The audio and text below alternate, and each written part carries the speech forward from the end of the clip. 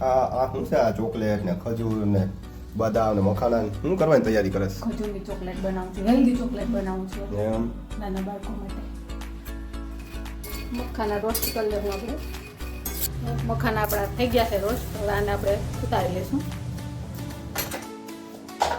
અને ક્રશ કરી લેવાના છે આપણે.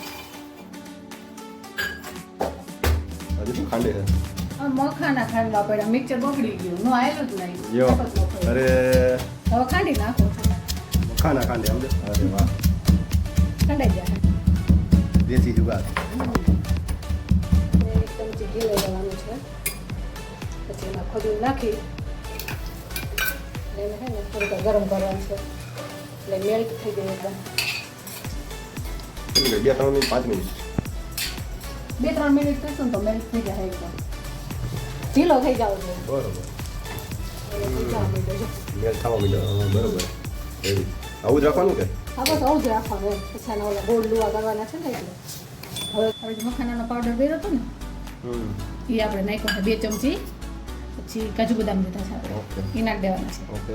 ને 1 ચમચી જેટલા તલ. હવે આને બધા છે ને મિક્સ કરી લેવાનું છે. બરોબર.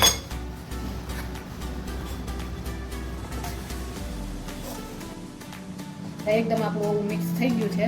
હવે આ ઠરે પછી આપણે આના નાના નાના ચોકલેટનો શેપ આપી દઈશું. નાની ગોળ ચોકલેટનો ઠરવા દેવાનું છે પહેલાં. ત્યાં લગી આપણે છે ને ડાર્ક ચોકલેટ મેં લીધી છે અહીંયા. ડાર્ક ચોકલેટને આપણે છે ને થોડી વાર ગરમ કરી નાખ્યું એકદમ મેલ્ટ થઈ જાય. હમણાં ઓગળ છે જે ગરમ પાણી થાય ને એટલે મેલ થવા માંડ્યો. હમણાં થઈ જશે. ઉપર. એટલે ચોકલેટ નાખી દેવાની છે, ડાર્ક ચોકલેટ. પછી આપણે છે ને આવી રીતના આ ગોળાવું કરી અને આવી રીતના આમ કરી દેવાનું છે. બરોબર. બરાબર. પછી માથે થોડી ચોકલેટ. ઓકે. એટલે એમ કરીને આ બધું બોલ લેવાનું એમ ને? હવે આખું આવી રીતના આપણે ભરી લેવાનું છે. મોલ્ડ રેડી કરી અને ફ્રીજમાં થોડી કલાક માટે ફ્રીઝ કરવા મૂકી દેવાનું. હા, એટલે ટૂંકમાં ઠંડુ થઈ જાય એકદમ. હા, ઠંડુ થઈ જાય એટલે એકદમ ચોકલેટ આપણે ચોકલેટ રેડી છે. ઓકે, હેલ્ધી બરાબર. ચોકલેટ આપણી રેડી છે. ઓકે રેડી છે આપણું.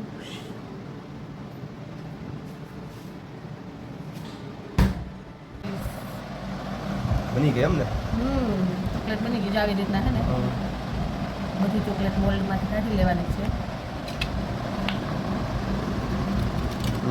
શેપ તો જોયો. મસ્ત ને. નાના છોકરાઓને છે ને આમે બહુ ચોકલેટ ને ખાતા હોય ને એના માટે હેલ્ધી ચોકલેટ છે. કેવી લાગી છે? એક નંબર જો તો.